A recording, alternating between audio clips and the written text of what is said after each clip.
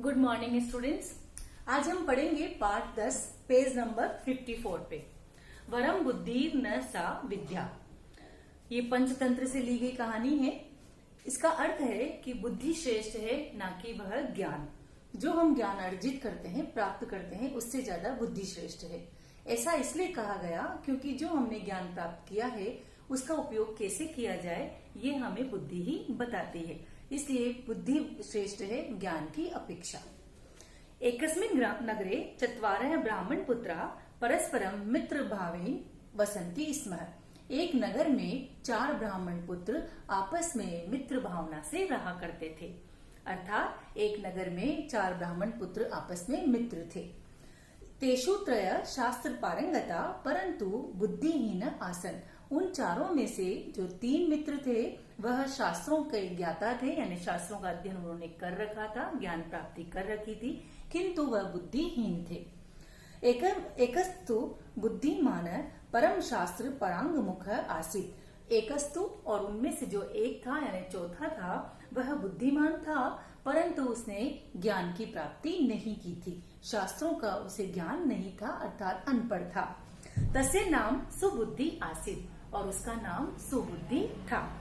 विद्या अध्ययन तस्य रुचि न आसीत। विद्या अध्ययन करने में, विद्या प्राप्ति करने में उसकी कोई रुचि, कोई इंटरेस्ट नहीं था।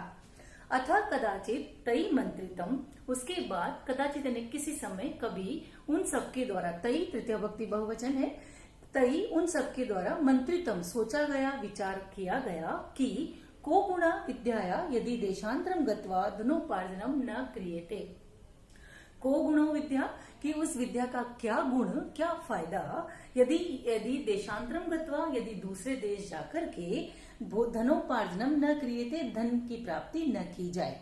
अगर हमने विद्या अर्जन किया, विद्या प्राप्ति की और उससे हमने धन नहीं कमाया तो उस विद्या का कोई फायदा नहीं, ऐसा उन्होंने विचार किया या मंत्रणा की।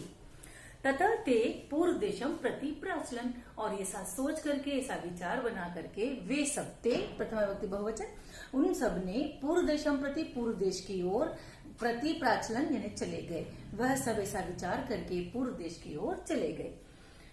फिर आगे है तथा अनुतिष्ठते ते मार्गे अटव्याम कानिचित अस्थिनि अपश्यन्। तथा अनुष्ठित यानी उनके द्वारा जो सोचा गया वैसा करने पर, तई यानी उन सब के द्वारा, मार्गे यानी मार्ग में, अटव्याम यानी जंगल में, कानिचित अस्थिनि कुछ अस्थियां अपश्यन देखी। उनके द्वारा, उन सब के द्वारा मार्ग में, जंगल के मार्ग में कुछ अस्थियां देखी गई। उसके बाद तथा अनुतिष्ठते यानी जैसा उन्होंने सोचा वैसा अनुष्ठान करने के बाद, वैसा ही करने के बाद उन सब के द्वारा मार्ग में, जंगल के मार्ग में कुछ अस्थियां देखी गई। तथा एकेन उक्तम, उसके बाद एकेन उक्तम, एक के द्वारा कहा गया या एक ने, उनमें से एक ने कहा, ओहो अद्य विद्याया प्रयोगम कुर्मः।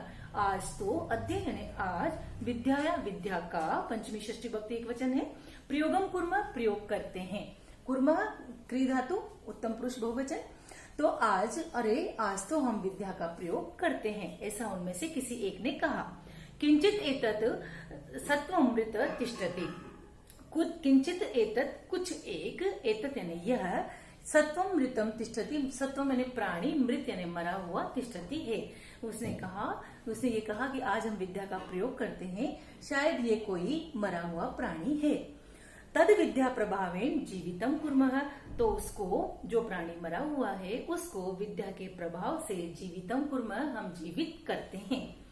अहम अस्थि संचयम करोमि। और उसने कहा मैं अस्थियों का संचय यानी अस्थियों को एकत्रित करता हूँ। तथा तेन अस्थि संचय कृत।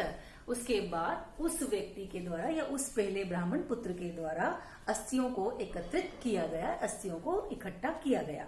द्वितीयन चर्म मांस रुधिरम संयोजितम। दूसरे के द्वारा, द्वितीय यानी दूसरे के द्वारा, चर्म यानी चमड़ी, मांस और रुधिर यानी रक्त, संयोजितम एकत्रित किया गया है। उसने जब पहले ने अस्थियों का संयोग किया, अस्थियों को जोड़ा एक दूसरे से और उसके अंदर चमड़ी, मांस और रुधिर यानी रक्त का संयोग किया, या उसको, उस शरीर को उस रक्त और रुधिर और चर्म, चमड़ी और मांस से युक्त कर दिया।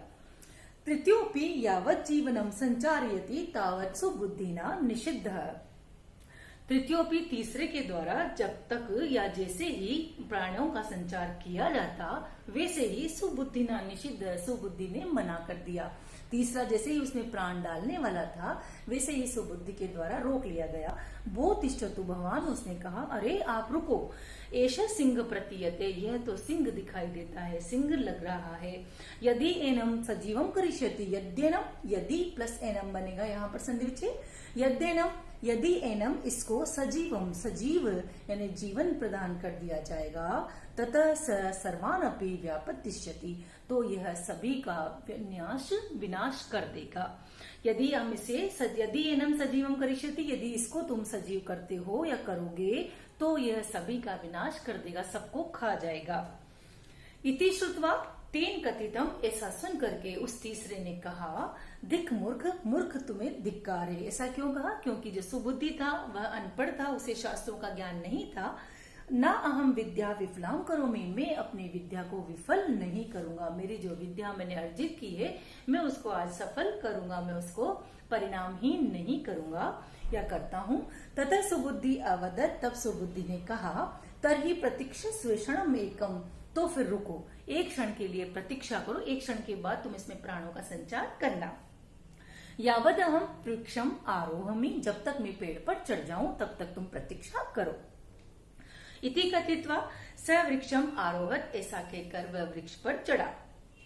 तदा तृतीयेन ब्राह्मणेन यावत् तस्मिन् प्राणा संचारिता तावत् तेन जीवितेन सिंहेन त्रयोऽपि व्यापदिता। जैसे ही तदा तृतीय, उसके बाद तृतीय ने तीसरे ब्राह्मण पुत्र के द्वारा जैसे ही उस अस्थियों के में प्राणों का संचार किया गया वैसे ही वह जीवित होकर सिंह ने त्रयोपि व्यापदिता, तीनों को ही मार दिया। तत्पश्चात सुबुद्धि वृक्षाद अवतीर्य गृहम गत, उसके बाद सुबुद्धि पेड़ से उतर करके अपने घर गया।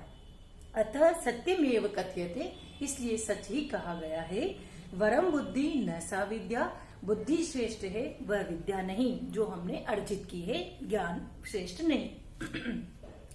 विद्या या बुद्धि उत्तम, विद्या से बुद्धि उत्तम है, श्रेष्ठ है, अच्छी है। बुद्धिहीना विनश्यन्ति, क्योंकि जो बुद्धिहीन व्यक्ति होता है उसका विनाश हो जाता है। जैसे कि यथा ते सिंहकार, कहा जैसे कि वे सब जो सिंह को बनाने वाले थे उन सब का विनाश हुआ, वैसे ही जो बुद्धिहीन व्यक्ति होता है उसका विनाश हो जाता है।